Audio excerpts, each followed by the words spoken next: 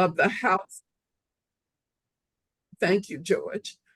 This is our first meeting of the Housing Justice Working Group of the Advancing Human Rights Issue Committee. So many new people signed up. I believe the count got up to 16 people. And I said, maybe we can get 10 people in the meeting. And I was looking forward to seeing some of those folks that I don't know, because quite a few names I didn't recognize. So the plan is to take a little bit longer for your introduction, but to do it in under 2 minutes. And as part of saying who you are, what you do in Wilf, also what's your interest in working on housing justice. And I'll begin. I'm Teresa Alameen, and I live in Columbus, Georgia. I'm the organizer. Ask them if you should give that to them before you do. Mary Beth, mute yourself because I'm doing the introductions. Thank you. I'll begin again. Teresa Elamine, Fannie Lou Hamer Branch, Columbus, Georgia. I'm chair of the Advancing Human Rights Issue Committee. And here in Columbus, Georgia, there were 1,358 families evicted in 2023. And that's up from 1,202 in 2022. It is a serious crisis. The school district says that they're serving more homeless children than they ever have in the history of the district.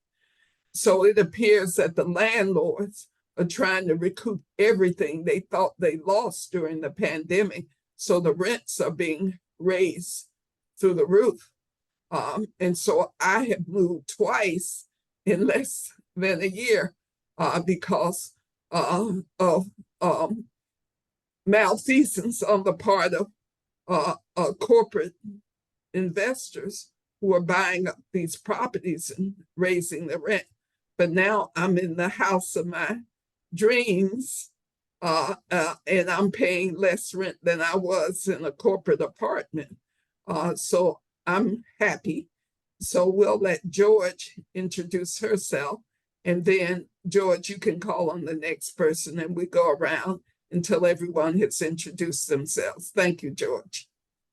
Sure thing. Let me start my timer. Hi there. I'm George Friday. I live in Shelby, North Carolina.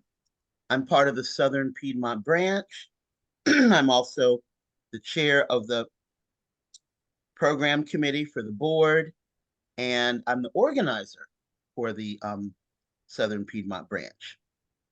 I am very interested in this working group because when I did have to move last spring, summer, it took months and months to find a place.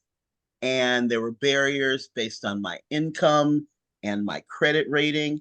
And I was thinking during that process, if it was this difficult for me, and I have lots of resources, what's it like for people that have less resources than I do? And that's a lot. I found out today, after thinking about some of the documents that Teresa sent us, that I looked up from the North Carolina Housing Coalition, the stats for my county, where there were 1,300 evictions last year, and 50% of households who rent have difficulty affording their homes. That's almost 5,000 renters. So I know there's a lot to learn, and I'm starting to try to learn that. So I will pass it on to Dr. Linda Ridley. Good evening, everyone. Make sure my mic is on. Yes. Happy to be here. I am a new member of WILF, just joined a few months ago. I am in New York City in a dynamically developing New York City branch. We're trying to get it back into action. it's interesting that we're having this conversation and we're on this topic. I just got my notice from my landlord, and just like George said and Sister Teresa inferred, if people who don't have resources, what do they do? Because they are now, after the pandemic, raising these rents through the roof. So it requires everyone's attention, and it requires some additional education on the part of all of us. I hope to add some more value to WILP. I know we have the triennial coming up. My expertise in the area of education, including DEI, diversity, equity, and inclusion, will hopefully add some benefit to what we're trying to do across the board in WILP. I forgot to set my timer, so I don't know if I'm going for 2 minutes or not. But that is me, and I'm glad to be here.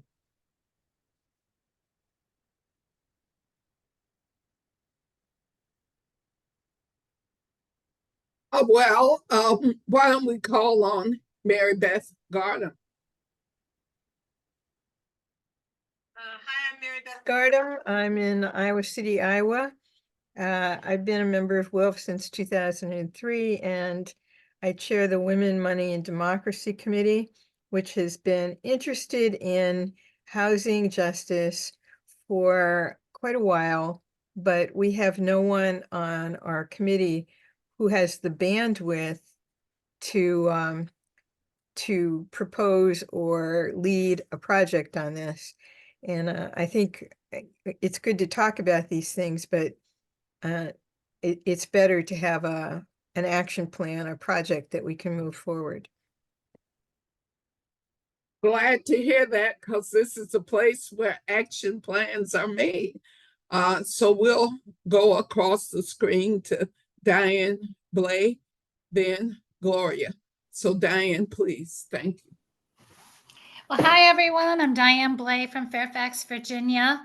I do have to leave by 7 o'clock, so I don't have much time, but I'm happy that you're doing this, because just all the people that are homeless, people living in their cars, and now they're starting to have lots for people living in their cars with just a bathroom, so they have something.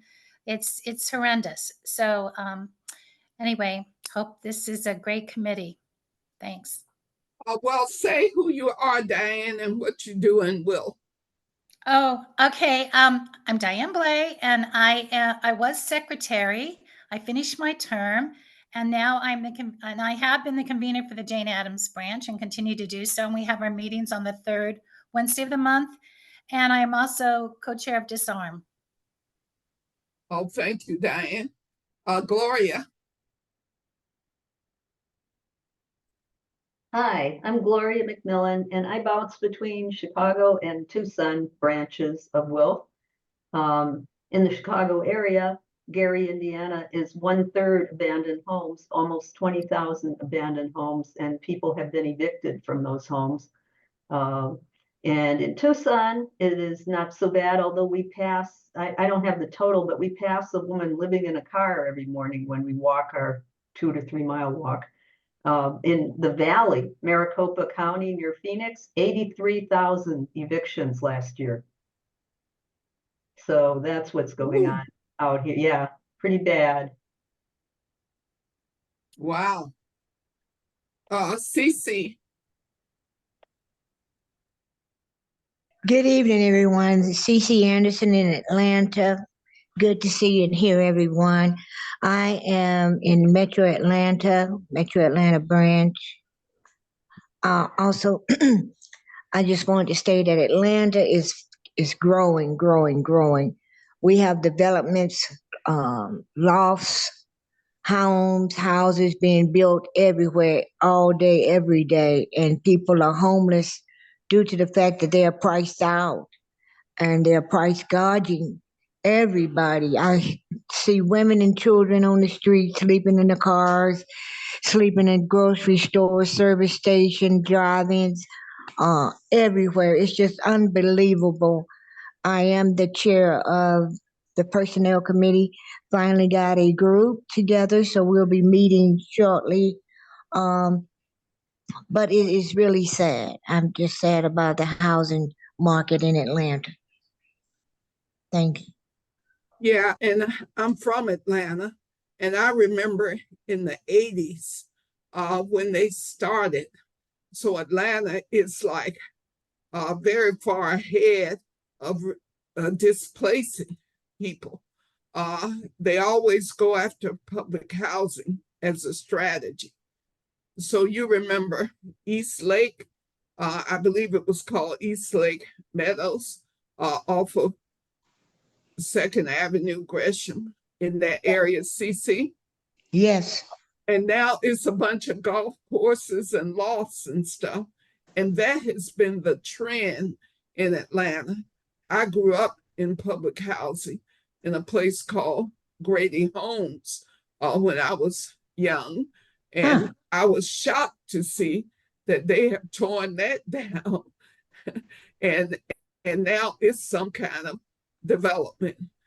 So part of what I hope we can talk about in terms of action, Mary Beth, the agency that's in charge of housing, urban development, HUD, Marsha Fudge out of Ohio, very good sister.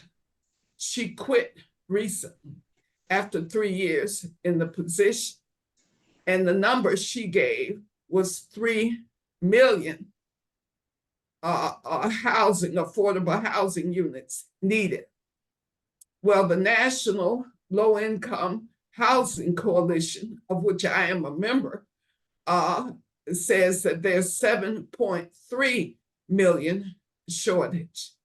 And I believe their number, based on what I'm hearing from all of you and the high rates of evictions. So the next thing I hope we can hear from you is who are your possible partners in Iowa, in Tucson, or Arizona, or Illinois, or New York. And I can say what the partners are in Georgia. And if there are any partners in the DC metro area, because I'm just shocked to hear what Diane is saying, and I want her to explain if that's in Fairfax she's talking about, because that would really be shocking. Well, in Georgia, the two primary organizations working on housing justice that have been around for 10 years or more, the Housing Justice League, which is based in Atlanta, CC, and I know them well. There's also Georgia Act. So it's Georgia Advancing Communities Together. And so I work with them on lobbying and other issues around trying to get a renter's bill of rights passed. And what I will send to all of you on email is the blueprint for renters that the Biden administration put out at the beginning of 2022 or 2023. And it's a big, thick document full of, we can't help you. You've got to organize yourselves for the rights that you deserve. It's a very important blueprint, Mary Beth. So in terms of action and possibly what we could be doing that might be supported by some folks in politics. George, are there groups in North Carolina that you could possibly work with? To the North Carolina Housing Coalition, that those stats I shared earlier come from, and the North Carolina Justice Center has a housing justice staff person. Oh yeah, they've been around a long time, Housing Justice Center. So Diane, could we go to you? Were you talking about Fairfax when you were talking about? No, I'm talking nationwide. And in fact, when I Googled housing, it's called safe parking lots. They have, they said it typically is in the western part of the United States, but they have like 10 locations in the United States that they have this. Also, they do take RVs in some cases, but there's one that just started in Fairfax County that I had just read about this week. So that's why I became aware of it. Wow. Yeah, So pretty awful. that is pretty awful. That they're just saying, well, we understand you're going to sleep in your cars. And to Right. think of school children, I met a mother. She and her daughter were living in their car, and she was working at the CVS pharmacy, going to work every day. And so she parked her car outside of the pharmacy, and the daughter would be in the car, and she'd get out of the car and come in the store every now and then. And that's how I learned that they were living in their car. So let's go to Mary Beth. Uh, any connections in Iowa or anywhere else, given that you're part of uh, um, the issue committee that is also interested in this issue? Well, there is a homeless coalition here in Iowa, but they don't, I just looked at their website, they don't seem to be terribly active. And an idea I had, which I'd be interested in feedback on, I'm originally from New Jersey, and there's a county in New Jersey, Bergen County, which claims to have ended homelessness in their county. And they have a really, they have an innovative program where they advertise their services and ask tenants who are anticipating having problems paying their rent to contact them. And they do kind of negotiated mediation between the tenants and the landlords. And as a result, they've been able to reduce evictions dramatically. So that they get the landlord to realize that having someone in that apartment, even if it's at a reduced rate, is better than having the apartment stay vacant. And they negotiate a lower rate for a certain number of months until this person can get back on their feet. They connect the person with job search services if they've lost employment, and with aid services if the problem is, medical expenses that have made it impossible for them to pay their rent. This is one way to address homelessness, to delay or slow down the rate of evictions. And another idea that has been discussed at our committee is the idea of public land trusts, which provide a way for low-income people to get into the housing market in a kind of abbreviated way, in that they could purchase a house that doesn't include the land that it's on. So it's at a much reduced rate, but it gets them into the housing market.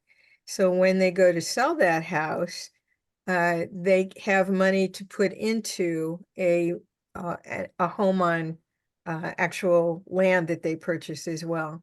So these are two ideas that we've talked about in our committee. I work with An Economy of Our Own, which has had two really valuable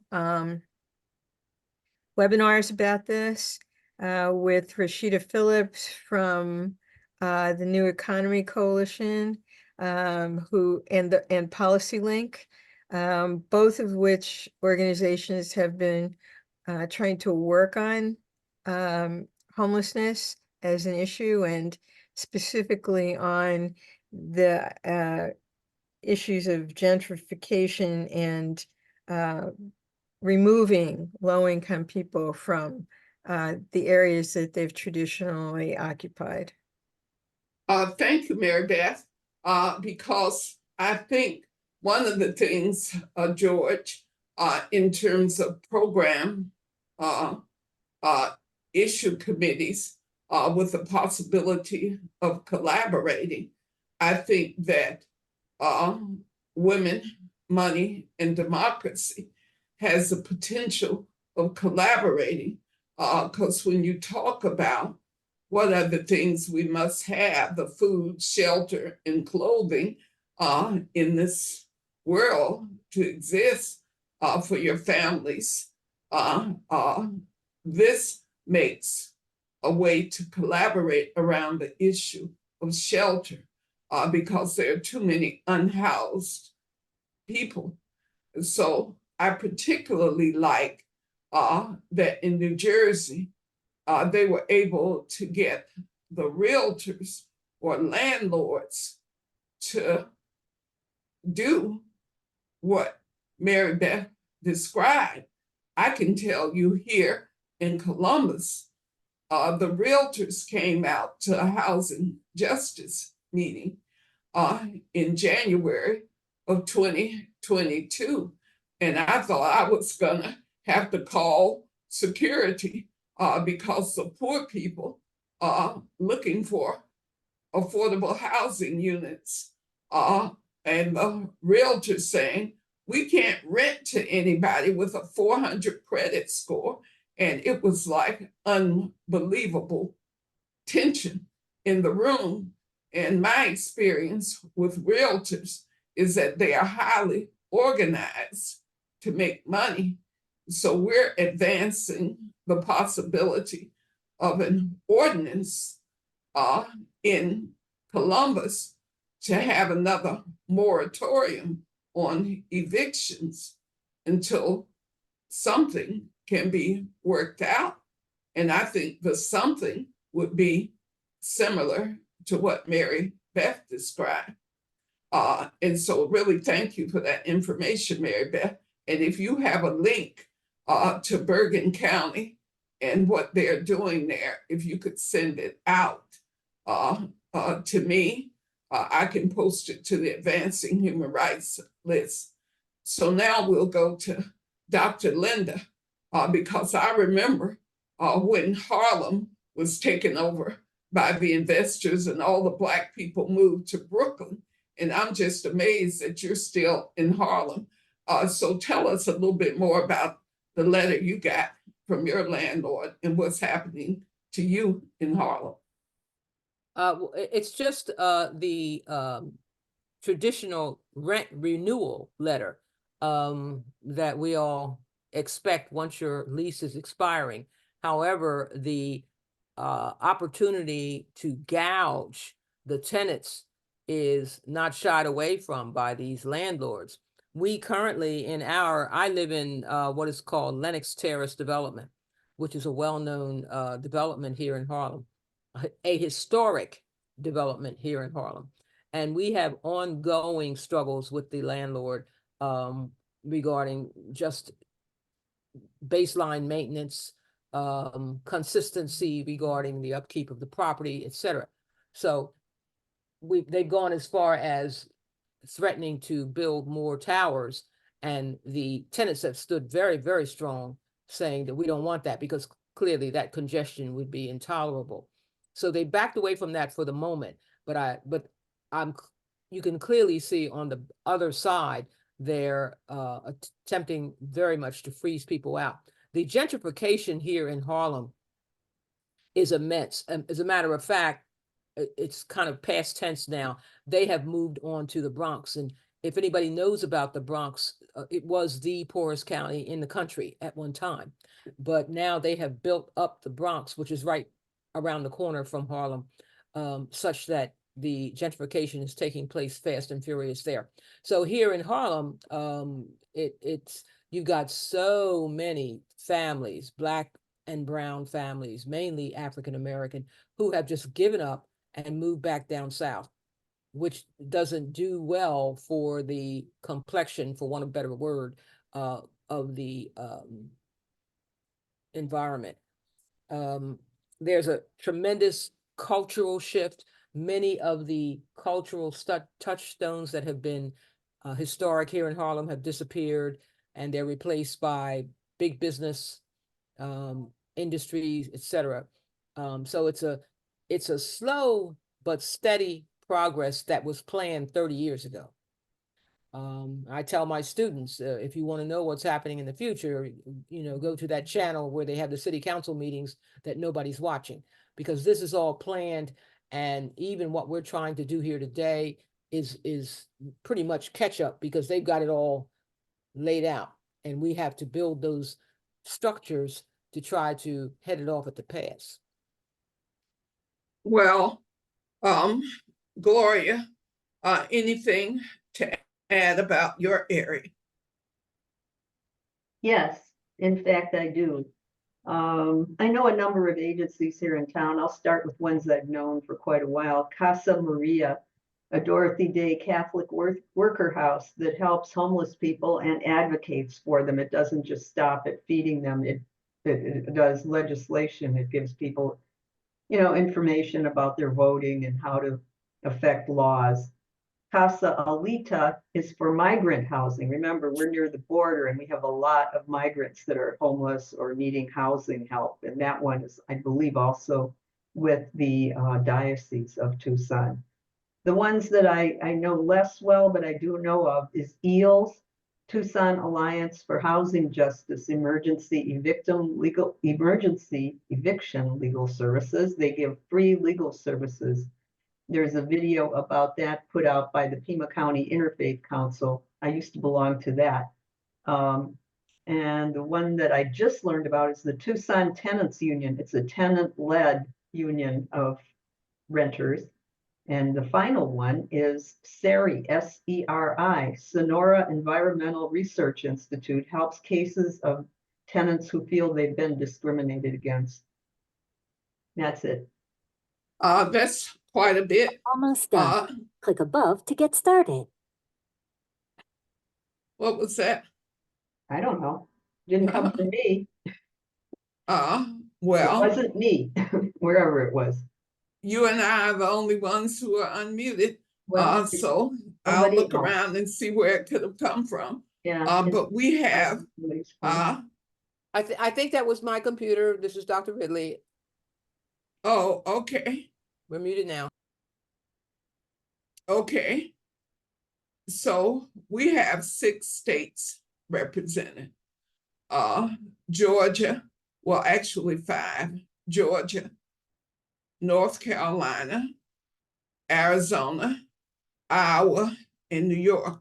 Georgia, North Carolina, Arizona, Iowa, and New York. And what's starting to happen because of the crisis, there's legislation being introduced at the state level in most states. I know for sure in Georgia, and I don't know if it passed or not, but there was an attempt at what they call safe housing, because the other part of this is the slumlords are getting over. So they can give property that's in disrepair and they provide a low rent rate, but these properties are really dangerous.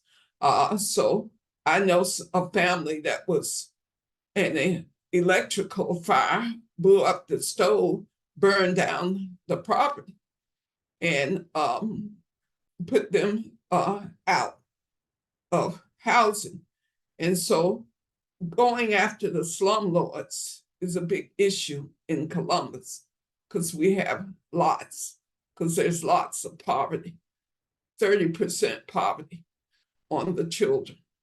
And so there are all of these efforts to talk about eliminating poverty, because housing and your ability to house yourself is one of the key impacts of poverty. And so I just think that we can begin to develop a plan based on partners in our states. So the key thing is to work with partners in the states, because you can do it in your city. I'm working at the city council level on a renter's bill of rights. So I'm talking to several city council members to see, and I have a template for the renter's bill of rights that was put out by 9 to 5, the National Association for Working Women. So that is a partner statewide, Georgia, 9 to 5. So we have 3 groups here in Georgia that are working on housing. The 2 I named, Georgia AHR Housing Justice League and 9 to 5. I just remembered the Renters Bill of Rights comes from them. So the whole idea, Mary Beth, in terms of action and getting something done, like you mentioned, the county in New Jersey, well, what can be done in Iowa? You know, really finding out what's going on in Iowa.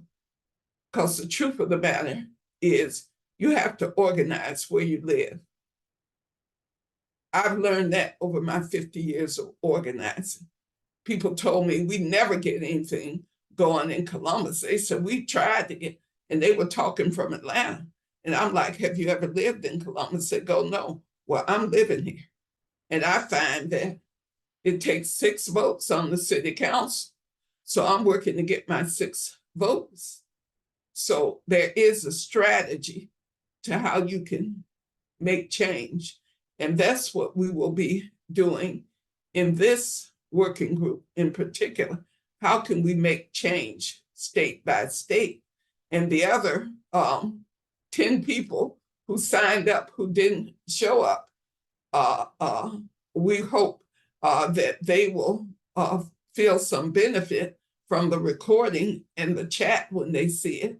I can't see the chat, but actually we did have 6 states because Diane Blay did say she had to leave at 7. And so we also have Virginia. And so Virginia is in the DC area. And because what's going on in DC, people have moved out into Maryland and Virginia. So we know what's going on in DC, lots of homeless people.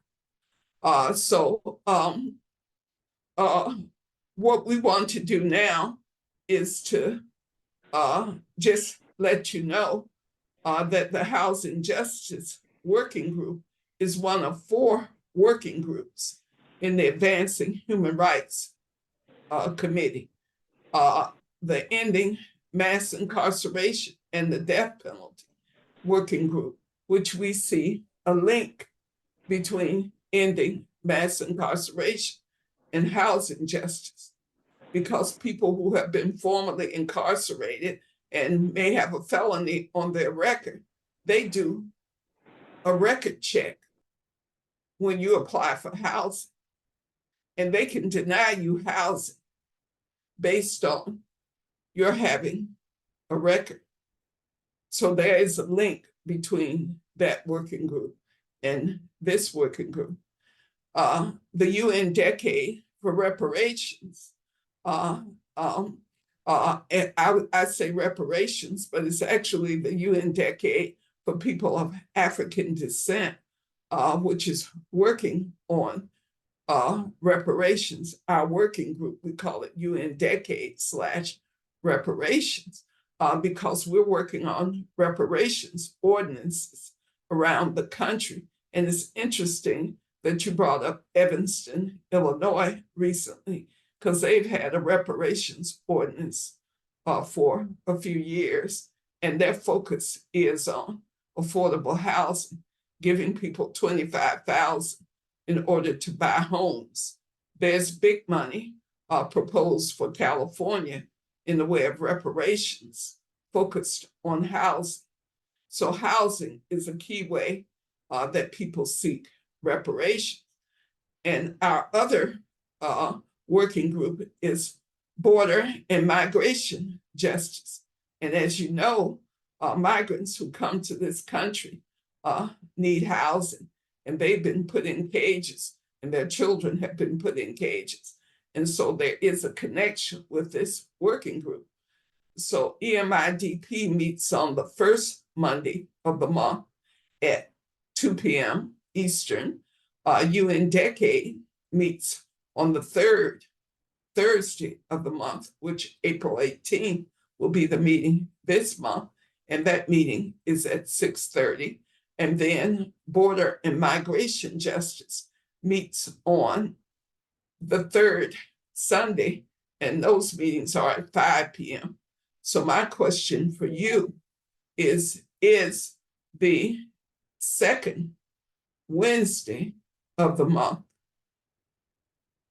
good for you? And so if we could meet on the second Wednesday at this time each month. So our May meeting, I know May 6th is the first Monday. So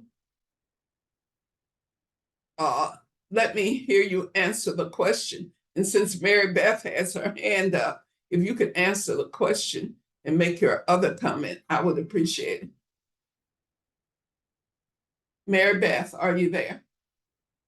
I'm here. I honestly don't know if I can commit to come to every one of these meetings because I'm a little overwhelmed and overcommitted with other things at National Wealth.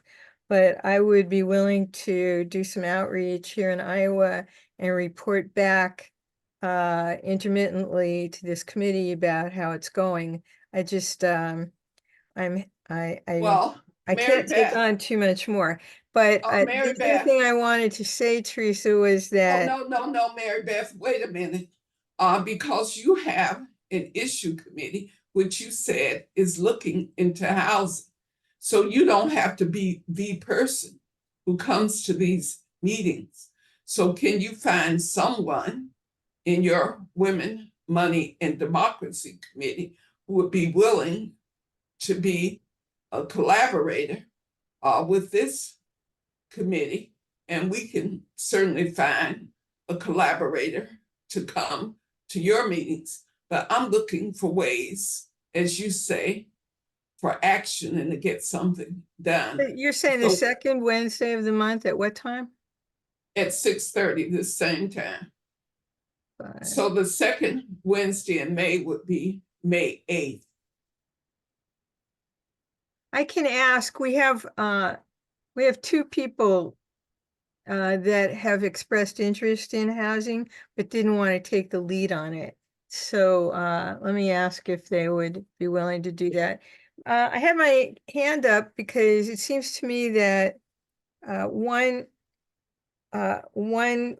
way of dealing with housing justice is to address solutions that could deal with homelessness from the perspective of pricing and gentrification and alternative options for people. But the other thing that could be part of this committee's purview might be to promote the idea of a universal basic income, because that Well, seems Mary to be Beth, let me stop you. The one thing I don't need is help on figuring out how to do a strategic plan on housing justice. I've been working on it for a very long time. So I appreciate your telling us about New Jersey. But as we commit to working on this, we're going to do it kind of collectively, and we're going to do it where we can have an impact state by state. And so thinking of what you can do in Iowa, but we don't need direction in the way that you appear to be attempting to give it. I'm not trying to direct anything, Teresa. I just thought you were interested in suggestions, but never mind. No, you have been very helpful with the Bergen thing, because the realtors are the problem. The landlords are the problem. The investors are the problem. So I know what the root cause is of the high rents and displacing people. The investors come from Nevada, from New York, and everywhere. And they buy properties in communities like Columbus. My rent went from $705 to $1,300 overnight because investors out of Nevada bought the apartment complex. So I understand how it happens. And what you told us about the realtors willing to lighten up, if we can get that in Columbus, we would be doing great. So please send us more information on that. That is a really big idea. I if we put can get it done. the connection to that webinar into the chat, Teresa. Oh, that's wonderful, because that was really a big boost. Guys, I've never heard of realtors doing that.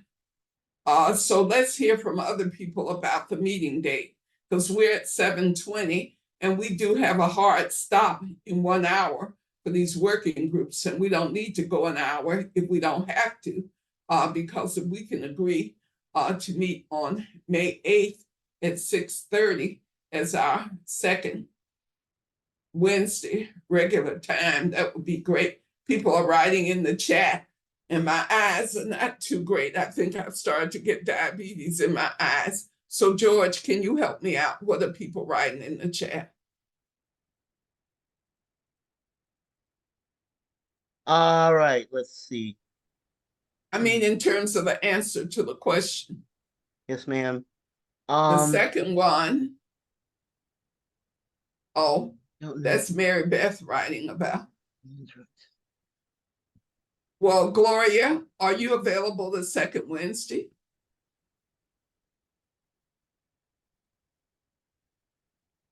Dr. Ridley?